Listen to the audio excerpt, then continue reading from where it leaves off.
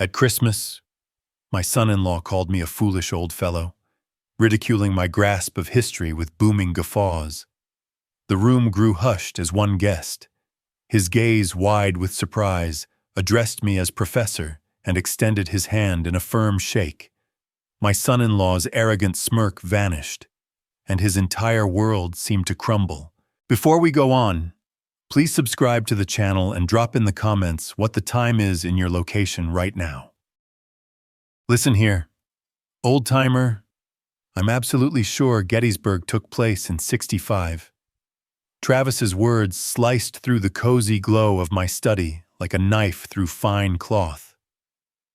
I placed my coffee cup down with careful intent, the china tapping softly against the oak-end table. My worn leather chair groaned as I sat up straighter. 35 years of scholarly poise stayed steady, even with the flutter in my heart. Actually, Travis, it occurred from July 1st to 3rd, 1864. My response emerged even, like a lecture, serene. Travis's cheeks burned scarlet over his pricey cashmere pullover. He smacked his hand on my mantel, causing the framed family pictures to jolt. That's it. You're nothing but a doddering idiot mixing up details. The flames popped in the abrupt quiet. Evelyn fidgeted on the couch between us, her fingers knotting in her skirt. Travis, stop it. I've delved into this for 35 years, I murmured softly, clutching the mug's handle. The china seemed breakable, much like the fragility of this instant. Sure. Travis spun back, his polished loafers scraping on my polished floors. Well, perhaps it's time you quit. That special I viewed plainly stated 65. You're slipping, Oscar. Evelyn rose swiftly. Enough. Her tone held the keen bite I recalled from her youth. Dad knows his subject inside out. Oh, perfect. Travis flung his arms wide. Now you're picking your father over your husband. I'm not choosing sides.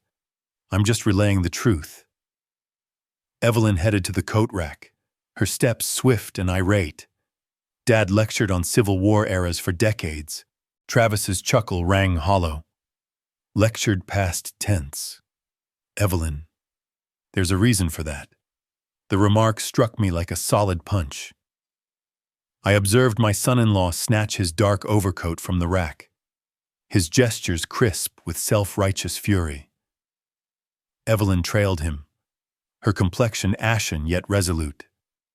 Travis, we're heading out, she declared, avoiding my gaze. With pleasure. He pulled on his coat with forceful speed. I won't stay to hear muddled chatter from a man who can't recall simple timelines. Evelyn at last met my eyes, her hazel gaze, so like my late wife's, blended regret and irritation evenly. Dad, it's all right. Dear. The fib flowed smoothly. A life of shielding her took over. Drive with caution. Travis had reached the entry door, his grip on the brass handle tight. Come along, Eve. Let's find a spot with folks grounded in the real world. Evelyn paused for a single beat, then went after him. The door shut with a gentle thud that reverberated through my now vacant home. I stayed seated, ear-tuned to Travis's Audi motor revving in my drive. From the pane, I saw their beams glide over my frost-kissed yard as they reversed. The crimson rear lights faded along Elm Avenue, abandoning me with the fading hearth and the term idiot still echoing in my head. Rising gradually, my joints aching at the effort, I approached the window. The avenue appeared tranquil beneath the January frost. Neighboring homes aglow with soft amber glows. Ordinary households sharing routine weeknight suppers. I laid my palm on the chilled pane and observed until their lights dissolved fully into the Boston dusk. The entry door sealed with a sense of closure that sank into my frame. I lingered there briefly, my fingers still on the brass latch, attuned to the stillness flooding my home like floodwater into a breached vessel. Idiot. The label resounded in my thoughts, ricocheting off the barriers of my mind. 35 years instructing, and this young pup declares I lack elementary knowledge. I ambled back to my den, beyond the clan portraits that had observed our clash. Evelyn's marriage snapshots beamed at me from the shelf, her joyful expression beside Travis's assured beam. How unlike that beam appeared this evening, warped with scorn and conviction. My vast book collection loomed ahead, scores of tomes shelved with the exactness of decades. I knew right where to seek what I required. My fingertips skimmed the faded covers until they located the trusted deep blue binding. Compendium of U.S. Chronicles, Tome 6, the volume parted in my grasp like a trusted ally. I'd consulted these sheets innumerable times, steering youthful intellects via the intricacies of the nation's fiercest strife. The Gettysburg section surfaced beneath my touch effortlessly. The clash at Gettysburg, I recited to my solitary den. July 1st to 3rd, 1864. I laid the tome on my work desk and drew my journal. A ritual from years of discourse crafting. My quill nib rasped over the sheet. Gettysburg, July 1st to 3rd, 1864. Federal triumph, pivotal shift in the Civil War. The script gazed back, orderly and exact. I committed them to memory, had voiced them to multitudes of pupils across 3.5 decades of instruction, each datum etched in my recall like inscriptions on a stele. I retrieved another tome, then yet another. The War Between States Almanac, Engagements and Commanders, Armed Annals of the States. Every reference affirmed what I held true. The aroma of antique volumes enveloped me. Leather covers, yellowed sheets, the subtle staleness of gathered wisdom. This archive embodied my career's labor, my zeal, my mastery. These works had companioned me in seclusion, my comfort post, Martha's passing, my link to the realm of concepts that ever buoyed me. 3.5 decades imparting Civil War lore, shepherding youthful thoughts through the tangles of America's grimmest clash. And my own son-in-law branded me a bewildered elder. I glanced at my credentials mounted on the distant partition. Undergraduate from Boston University, graduate from Harvard, doctorate from MIT, 30 years at Boston College, 4 issued treatises on Civil War maneuvers, alumni who yet dispatch holiday greetings, crediting me for kindling their passion for the past. All of it void to Travis, evidently. I eyed the kin snapshot on my bureau. Evelyn at her secondary school commencement. Beaming in her mortarboard and robe, she'd ever been sharp, inquisitive, posing queries that urged me to delve profounder. When had she ceased championing scholarly strictness? When had she favored harmony above verity? The compendium rested unfurled ahead. I followed the passage with my digit, each term a minor absolution. Yet absolution for what soul? The barren dwelling provided no listeners for my accuracy. Gently shutting the tome, I regarded the kin image once more. Evelyn's youthful visage returned my stare, brimming with potential and prospect. That lass would have set Travis straight at once, would have championed data over sentiment. What befell her, I restored the compendium to its meticulous niche on the rack.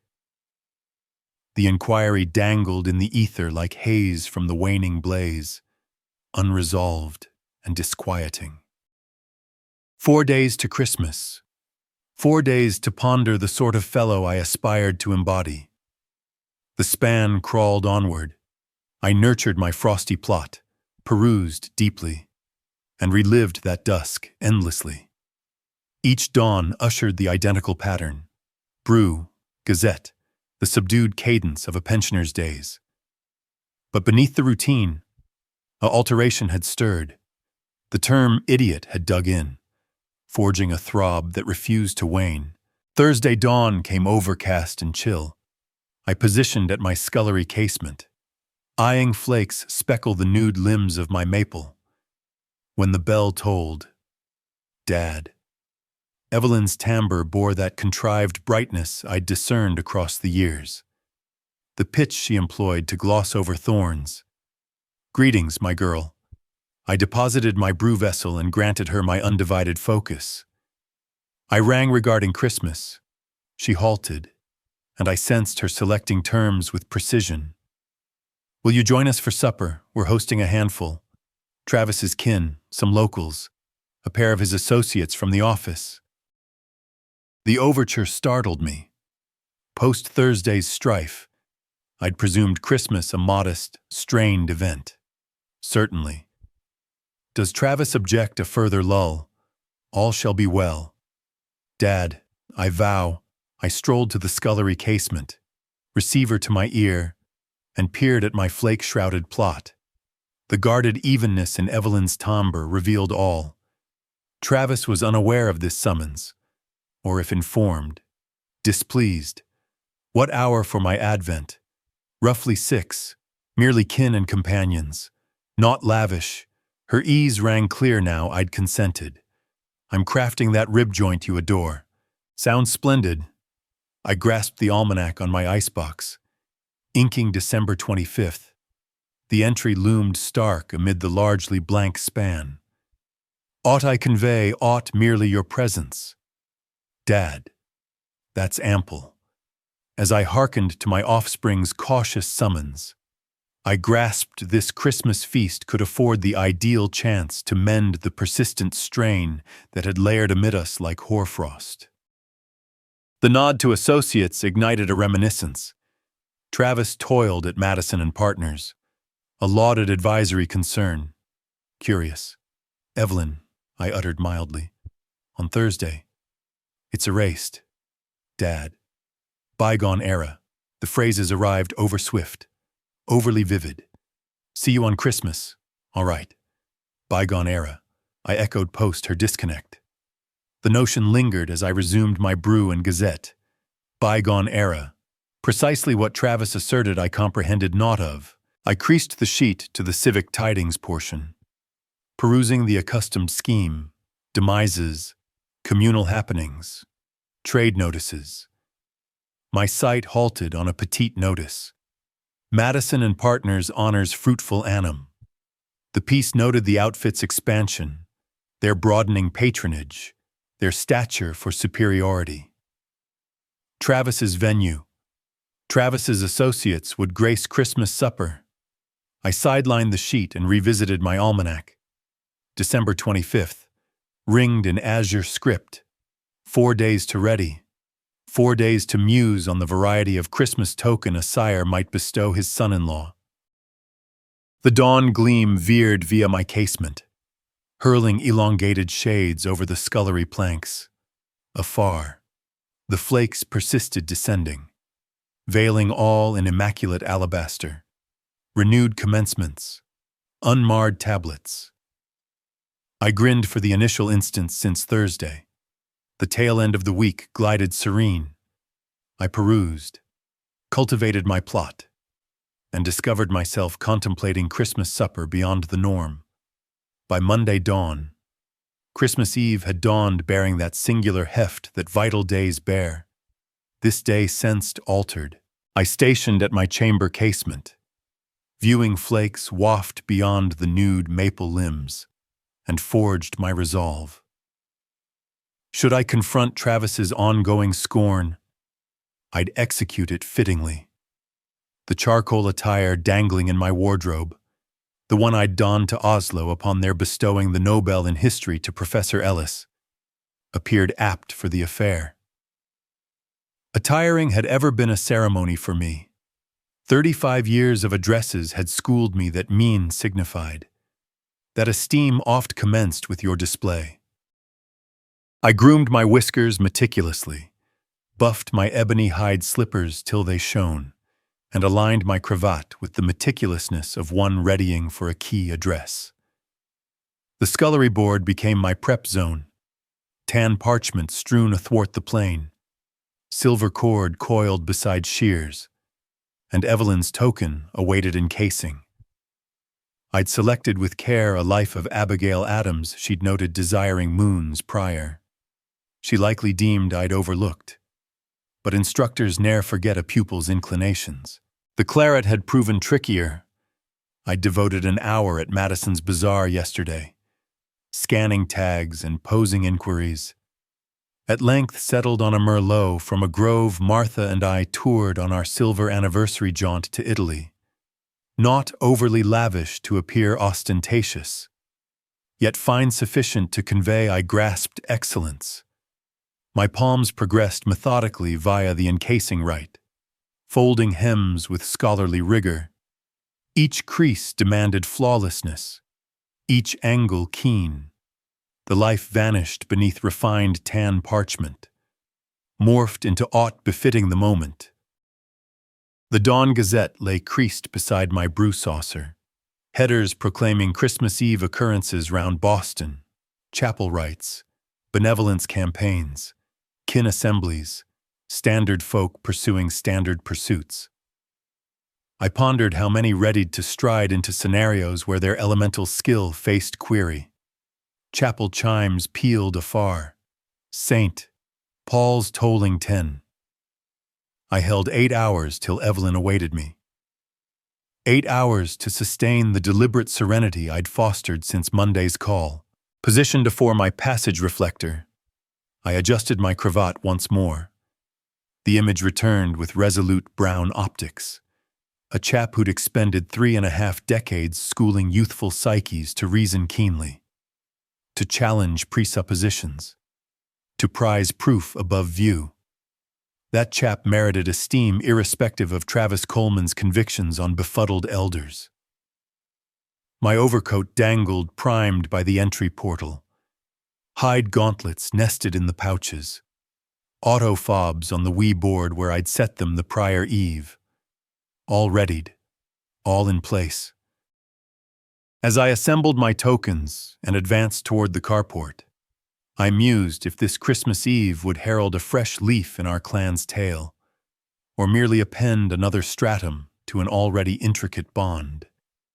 The query hovered in the wintry breeze like my scene exhalation, unaddressed yet oddly optimistic. The motor ignited fluidly, heating in the December nip. Whilst I arrayed Evelyn's encased token and the claret flask on the rider perch, 15 minutes athwart Boston to their abode in the Beacon Hill quarter. 15 minutes to steel myself for whate'er the dusk might yield. I reversed from my drive and veered toward Evelyn's lane, forsaking my hushed home astern. The transit via Boston's festooned quarters afforded me leisure to note and brace. Evelyn's lanes glittered with Yuletide trims, each dwelling vying to eclipse its peers with illuminations and yard exhibits. Their drive already bore 5 other autos: an Audi, a Mercedes, a Volvo, and a sensible Toyota, likely the locals. I stationed behind the Toyota and collected my tokens from the rider perch.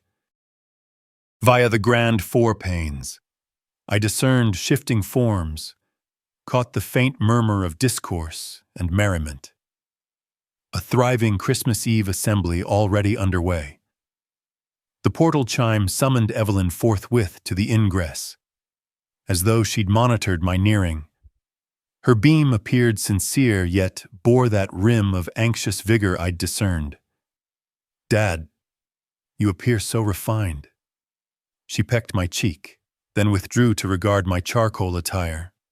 "Quite scholarly." "Thank you, my girl." I proffered her the encased life, aught I deemed you'd relish. Trailing her via the foyer, I bore the claret and assessed the vista onward. Their parlor had transmuted into a festive exhibit. 12-foot fur festooned with silver gleams, swag bordering the hearth, crimson and silver baubles forging coziness against ivory partitions. 9 or 10 invitees bunched in snug confab rings, claret flutes snaring the dancing hearth sheen. Then Travis's timbre pierced the ambient babble like a blade through fine cloth. Ho, ho, ho, and behold our befuddled elder, the chap who jumbles his timelines. Every parley ceased.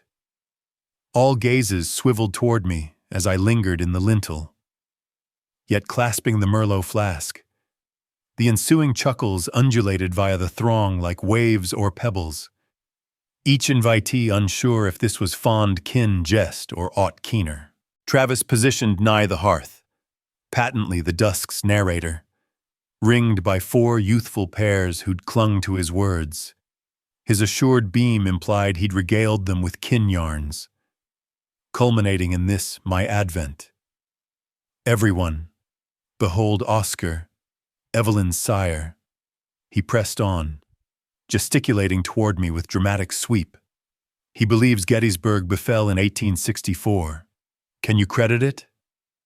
Further chuckles, albeit some invitees seemed uneasy with the overt kin teasing. I upheld my bearing, invoking 3.5 decades of auditorium oversight savvy. Delighted to behold all here, I uttered evenly, depositing the claret on Evelyn's console. Evelyn hastened to my flank. Dad, permit me to present you to the Harrisons' next portal. And yonder are Travis's mates from Madison. No, no. Eve, Travis cut in, patently savoring his throng. Let me recount Thursday's spat first. This instructs an elder gent by the book ledge lifted from scrutinizing Evelyn's array, his mien turning contemplative as he eyed my countenance. Aught in his learned carriage hinted he wasn't wholly at ease with Travis's show either. The Discovery Channel feature rang plain. Travis pressed, heeding to his motif. Gettysburg, 1865. But emeritus scholar yonder clings to antiquity with obsolete data. The invitees' chuckles sensed more strained now, societal courtesy supplanting true glee. Evelyn's visage had blanched, her palms clenched into wee knots at her flanks. I took a claret draught from a proffered salver and beamed courteously at the convened firm. Grateful for your welcoming me to your festivity. But my optics had located the refined gent by the book ledge, who now regarded me with mounting awareness in his keen traits. 12 minutes of courteous exchange had elapsed since Travis's overture, and I'd steered the societal hazard with honed scholarly elegance. The Harrisons emerged charming locals, replete with tales of their fresh voyage to Ireland. Travis's mates from Madison appeared keen adequate, though they patently yielded to their host's yarn on kin interplay. I drifted toward Evelyn's book ledge, questing brief haven in the accustomed solace of eyeing another's literate selections. Her trove unveiled deliberate reflection, historic lives alongside modern tales, doctrine scrolls nestled twixt travel manuals. My offspring had inherited sound discernment in volumes at least. Professor Stockton.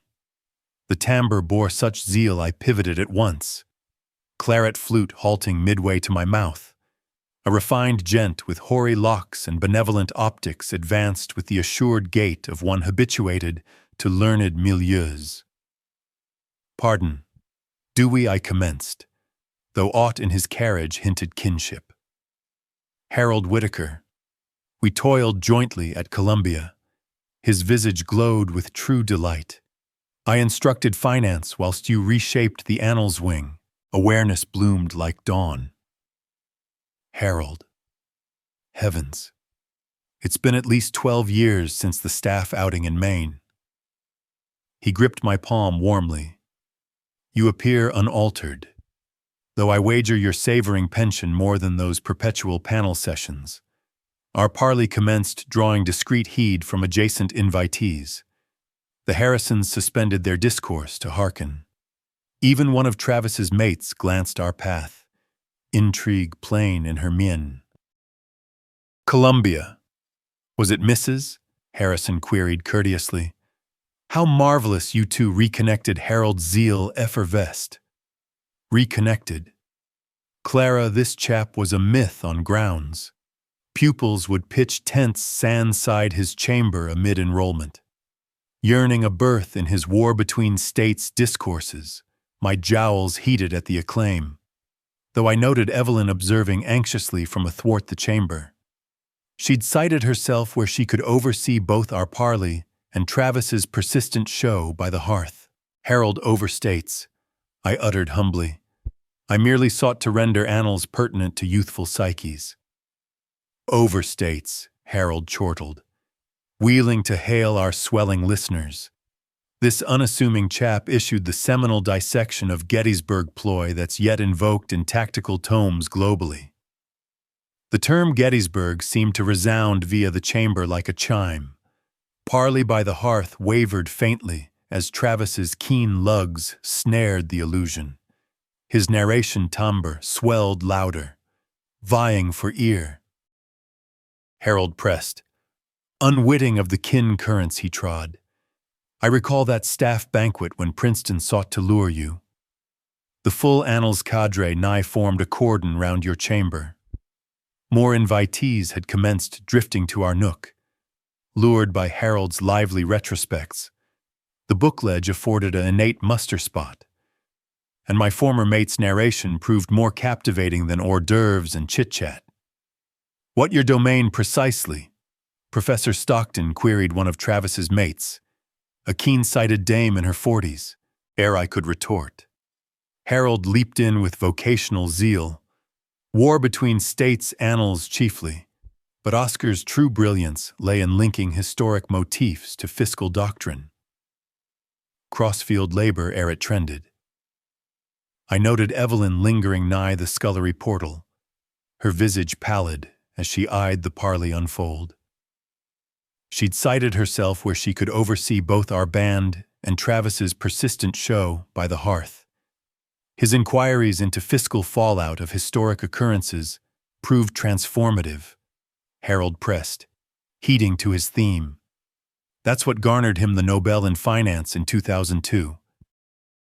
The phrases smote the chamber like a thunder peal. Utter hush befell our nook of the parlor. Even ambient parley seemed to halt, as if the ether itself had altered. Claret flutes iced midway to mouths. The Harrisons swapped startled peaks.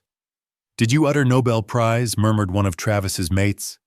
The keen-sighted dame who'd named herself Sophia from the concern. Harold beamed with vocational acclaim. Aye. The panel honored his pioneering probe of how grand historic phrase reforge fiscal frameworks. His treatise on war between states' currency edict swayed central bank customs for epochs. I sensed warmth ascend my jowls, whether from chagrin or absolution. I couldn't discern. Harold, you're overly gracious. It was joint labor, balderdash. He wheeled to hail the swelling ring of auditors. This unassuming chap upended how we fathom the crossroads of annals and finance. Princeton essayed to pilfer him thrice. Dartmouth tendered bids to dizzy the senses. The chamber's timbre had wholly transmuted. Travis's timbre yet wafted from the hearth. But his auditors drifted afar, lured by the magnetic tug of unforeseen disclosure. Even the Yuletide melody seemed subdued against Harold's zealous attestation. I recall the staff jubilee when the Nobel panel rang. Harold pressed, his learned urges wholly absorbed. The full annals cadre convened in the staff nook. We'd ever deemed Oscar singular, but global acclaim. It sensed like absolution for us all. Sophia, the mate from Madison, advanced nearer. Professor Stockton, I must inquire, do you yet issue works, probe fresh fiscal motifs? Pension bears its joys, I uttered warily. Cognizant Evelyn now wended via the throng toward us, her mien blending ease with mounting fret. Harold snared my tactful pitch and chortled, yet unassuming after these years. Oscar, you ought recount them of the National Archives address cycle you advised on. But his phrases vied with a divergent sound now. Footfalls nearing from athwart the chamber. Weighty, intent footfalls bearing the heft of one whose ear had at length been snared by terms like Nobel Prize and Professor drifting o'er the broad parley. Travis had marked the odd hush, the tidal pull of his feast invitees toward our chamber nook. Hold. What's this on a Nobel Prize? Travis's timbre clove via our muster like a cleaver through tort.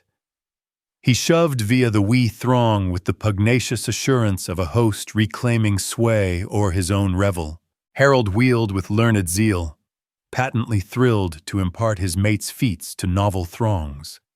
I merely relayed to all of Oscar's eminent tenure at Columbia University. Eminent Travis's chortle bore no mirth. This is sheer folly. He scarce fathoms elemental historic data. The chamber's vigor altered anew. This time toward unease, invitees withdrew faintly, sensing kin tempest poised to erupt in their meticulously urbane Christmas revel. Travis, Evelyn's timbre bore caution, but her spouse transcended heeding faint signs. He averred Gettysburg in 1864. Travis pressed, his pitch ascending with his despair. Utter bafflement. I set him aright myself scarce a sennight past. Harold's mien shifted from zeal to perplexity. He gazed twixt Travis and me, striving to assimilate this unforeseen animus toward a venerated mate. Pardon, Harold uttered warily. But Gettysburg was verily July 1st to 3rd, 1864. That's a firmly set historic datum. Nay. Travis's visage flushed anew o'er his lavish knit. The Discovery Channel feature rang plain. 1865. I recall what I viewed. The invitees swapped uneasy peeks, misses. Harrison laid fingers on her spouse's limb, a faint cue on beholding kin strife. Sophia from Madison eyed the tempest unfold with intrigue. Her vocational fascination in mortal interplay patently roused as she observed her colleague's spouse's overt unraveling. I upheld my serenity, invoking epochs of handling thorny auditorium plights. Perchance we might affirm this via the net. Most mobiles bear web entry. The overture dangled in the ether like hearth haze. Travis faltered, his assurance flickering for the first instant since his pugnacious nearing. Evelyn advanced nearer to her spouse, her visage taut with dread. Aye. Travis drew his mobile from his pouch with dramatic resolve. Let's resolve this for good. All can witness how addled elders garble their data. Harold eyed this barter with mounting grasp of the kin currents he'd blamelessly upended. His prior zeal had tempered to anxious scrutiny. Travis, I pray, Evelyn murmured, but her spouse was pledged to his path now, mobile aglow in his palms as the convened firm awaited neutral affirmation. The Yuletide fir gleams hurled mild shades athwart the taut vista. Festive trims furnished a mismatched backdrop for a clash that would either absolve 35 years of erudition or affirm Travis's yarn of addled senescence. Let's behold, Travis grumbled, keystroking with pugnacious assurance. Gettysburg affray date. The chamber withheld its shared breath as craft readied to decree on historic verity. Travis's digits danced o'er his mobile pane with the assurance of a soul certain he neared proving his stance to a chamber brimming witnesses. The wee contrivance gleamed in his palms like a forensic torch, primed to yield ruling on historic fidelity. Gettysburg affray, he proclaimed to our convened auditors, his timbre bearing dramatic sway. Let's discern what true fonts declare on dates, the pane burdened with contemporary swiftness. Travis's optics skimmed the yields, his assured mien commencing its languid shift to aught-akin bafflement. July 1st to 3rd. His timbre wavered faintly as he voiced the quest yields aloud. 1864. Hush elongated via the chamber like pulled sweet. Even the Yuletide melody seemed to suspend in deference to the instant of unfurling afore us. This scarce rings true, Travis grumbled, his pollux darting via myriad quest yields in mounting frenzy. This can't hold, he fretted, his pollux darting via myriad quest yields in mounting frenzy. Wikipedia, Compendium Americana, Battlefield Preserve, they all declare 1864. Harold concluded mildly, his learned urges roused despite the kin tempest encircling us. But Travis wasn't done. His despair had veered into excess, digits soaring o'er the mobile pane with escalating mania. Permit me to probe aught else, he proclaimed, though his timbre had shed its prior certainty. This Nobel Prize, a virile Oscar Stockton Nobel Prize. I eyed my son-in-law's visage in the cerulean gleam of his mobile pane as the quest yields amassed. Each yield seemed to leach further hue from his lineaments. 2002 Nobel in Finance. He voiced in scarce audible tones.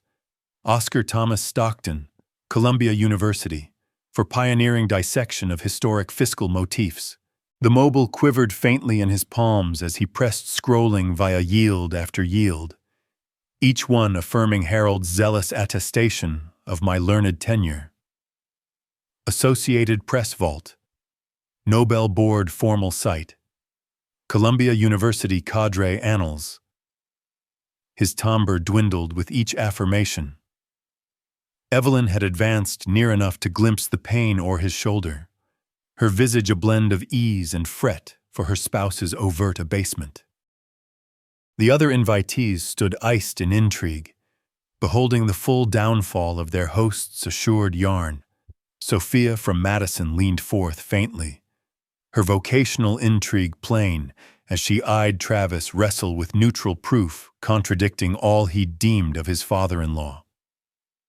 This defies belief, Travis murmured, glaring at the pane as if willing it to alter its exhibit. Harold advanced with mild, learned sway. Oscar ne'er voiced his Nobel Prize owing his innate unassumingness on feats, quite typical of eminent savants. The mobile pane pressed gleaming with irrefutable proof, likenesses from the Nobel Rite, learned tracts invoking my probe. Columbia University's cadre feat vaults. 30 years of vocational feat laid nude afore the very souls who'd beheld my overture as an addled elder scarce minutes prior. Travis stood stock still, mobile clutched in his palm as verity reconfigured itself round him afore his Christmas Eve invitees. The hush elongated like pulled sweet, dense and uneasy. As Travis glared at his mobile pane, the contrivance quivered faintly in his palms, its cerulean gleam lighting a visage that had traversed sundry shades of awareness. All right. He lifted from the incriminating proof, his timbre bearing the frantic rim of a treed beast. Perchance you nailed the dates on some antique skirmish. I eyed him clutch for any lingering filament of dominance, his optics darting round the chamber for succor that lingered no more. But you ne'er truly claimed that prize. Eh? Travis's timbre swelled louder, more assured, as if he'd unearthed his redemption. I mean, you skipped Oslo or such. You're fabricating that. The charge dangled in the ether like haze from a waning blaze. Sundry invitees shifted uneasily, their claret flutes forgotten in their palms as they beheld this ultimate frantic thrust. The rite was in Oslo that December 2002, I uttered evenly, my timbre bearing the identical metered pitch I'd employed for myriad addresses. Charming winter dusk. The Swedish monarch bestowed it in person. Travis's visage crimsoned o'er his lavish holiday knit. You're falsifying. Demonstrate it. I could sense Evelyn advancing nearer via the throng, her visage taut with dread for the pageant her spouse forged. But I stayed attuned to Travis, eyeing his ultimate ploy disintegrate like dune forts ere an advancing surge. Carl 613th, Gustav. I pressed with hushed rigor, utterly courteous. Truly. We conferred Swedish fiscal edict briefly amid the levee. That's inconceivable. Travis's timbre fractured faintly, the heft of utter rout at length commencing to note. You're scarce some elder instructor from a local academy. Harold advanced with mild, learned sway. Truly. Travis Oscar instructed at Columbia University for 30 years. Quite esteemed. I assure. The chamber had gone wholly mute now, even the Yuletide melody seeming to ebb into backdrop whispers. Mrs. Harrison laid fingers on her spouse's limb, a faint cue on the unease of beholding this kin ruin. Sophia from Madison eyed the full vista with intrigue, her vocational fascination in mortal conduct patently roused as she observed her colleague's spouse's overt fracture. This can unfold, Travis fretted, scrolling manically via his mobile anew, as if the quest yields might have enchantedly altered in the bygone instance. I sensed a tangled brew of absolution and true compassion for this chap who seemed fundamentally incapable of conceding fault. 35 years' schooling had shown me myriad pupils who grappled with error. But none had e'er battled verity with quite this tier of frantic denial. The Nobel board site bears likenesses from the right, I noted hushedly.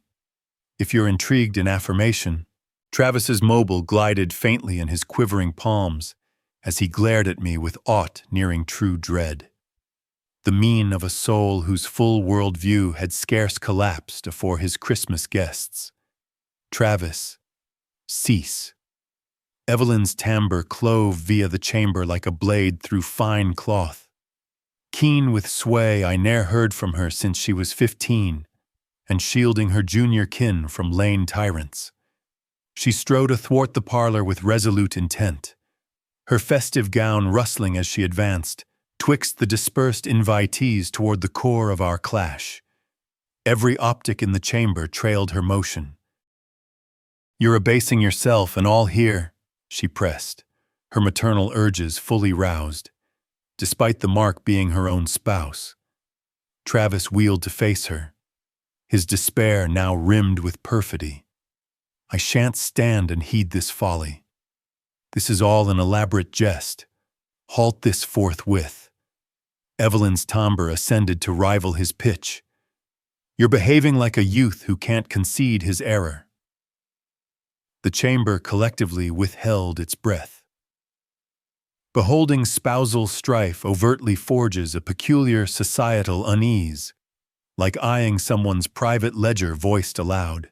Aye. Travis flung his palms aloft in dramatic yield. I'm departing. I shan't be abased in mine own hearth by some addled elder and whimsies on prizes. Then depart. Evelyn retorted sans falter. But cease worsening this for all. Travis stood iced for an instant, patently not anticipating his spouse to summon his faint. The verity of his plight seemed to smite him like chill draught. He held nowhere left to withdraw save full corporeal retreat. Mrs. Harrison murmured aught to her spouse, who inclined gravely. Other invitees commenced swapping peaks, implying they reckoned their own egress ploys from this kin field. Travis seized his overcoat from the foyer rack with forceful speed, his motions keen with injured vanity. His autofobs clinked as he bungled them from the console. This defies sense, he fretted, shrugging into his raven wool overcoat. Utterly defies sense. Evelyn trailed him toward the fore portal, her visage a brew of ire and fret. Despite all, she yet fretted o'er her spouse's emotive state. Travis, I pray, she uttered more hushedly. Just steer prudently. He paused at the portal, palm on the brass latch, and gazed back at the convened invitees who eyed his egress with uneasy intrigue. "Merry Christmas, all," he uttered with acrid sarcasm, then strode out into the December gloom. The portal shut's echo resounded via the home like a full stop at the end of a vastly protracted phrase. Via the forepane, we could discern Travis's Audi reversing from the drive, with more haste than winter prudence urged. Evelyn stationed at the pane, eyeing her spouse's rear gleams dissolve down Beacon Hill Lane, her likeness spectral in the shadowed glass. The chamber lingered iced in uneasy hush. Invitees unsure if this marked the dusk's close or if societal rites demanded feigning naught transpired. I advanced hushedly to Evelyn's flank and laid a mild palm on her shoulder. "Well," Evelyn proclaimed to the chamber post, eyeing Travis's rear, gleams ebb into the wintry murk. "Supper lingers heated, and I toiled overly on that rib joint to let it spoil." Her timbre bore forced vivacity, but I discerned the iron beneath, the identical resolve that bore her via postgraduate toil whilst holding dual employments. The invitees swapped hesitant peeks, patently unsure if lingering proved apt post beholding such intimate kin pageant. "Please," Evelyn pressed, wheeling from the pane with a hostess beam that nigh veiled her emotive storm. "I'd truly value the fellowship. 'Tis Christmas Eve, after all." Harold was the foremost to retort. "Of course, my dear." Its sense utterly marvelous. The others gradually emulated his cue, societal surge bearing them toward the feast chamber like foliage heeding a flow. Folk prove remarkably buoyant when granted leave to revert to routine. As we advanced toward supper, I unearthed myself sighted beside Vivian Grant, Evelyn's local, whom I'd scarce marked amid the prior tumult. She was a comely dame in her early 60s with platinum tresses and keen optics that seemed to assimilate all round her. "Professor Stockton," she uttered hushedly as Evelyn sliced the fowl. "I must say I'm utterly captivated by your tenure. What an exceptional dusk to glean of your feats." "Please dub me Oscar," I replied, grateful for her serene timbre post the recent upheaval.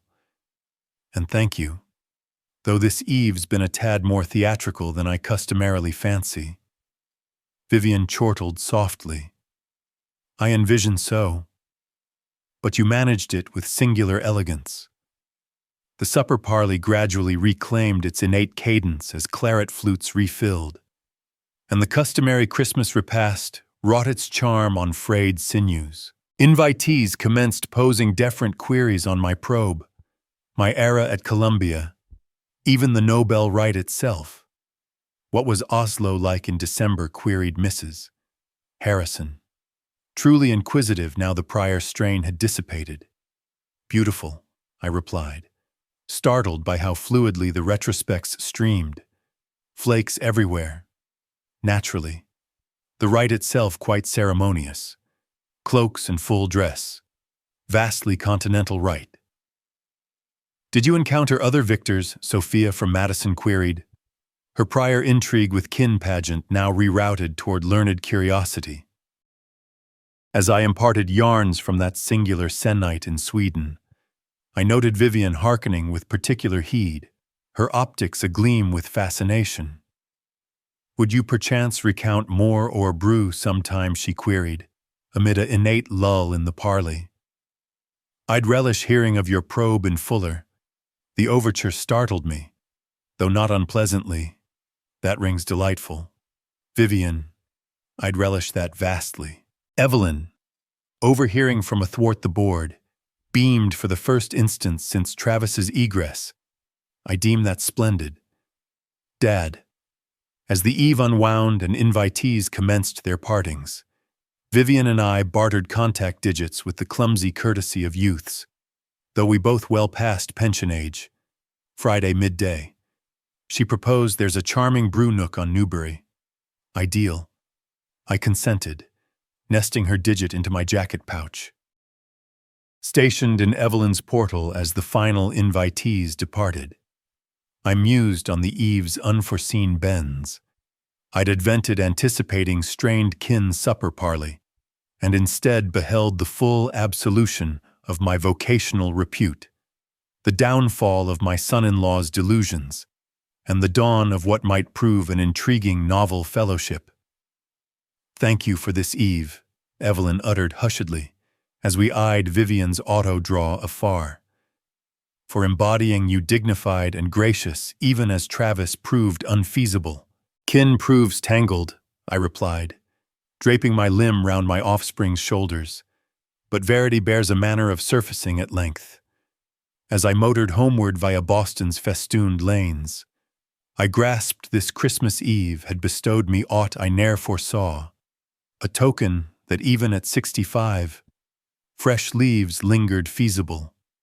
As I drove home through Boston's twinkling streets, I realized this Christmas Eve had given me something I never expected, a reminder that even at 65, new chapters remain possible. The glow of holiday lights faded behind me, but a quiet hope lingered ahead. What touched you most in this tale of truth and triumph? Share your impressions in the comments below. Let's exchange thoughts. Pose a question, and we'll discuss it together. Engage with the channel. Your stories fuel ours. To hear the next story, click the box on the left. Thank you for joining this journey. Your time means everything.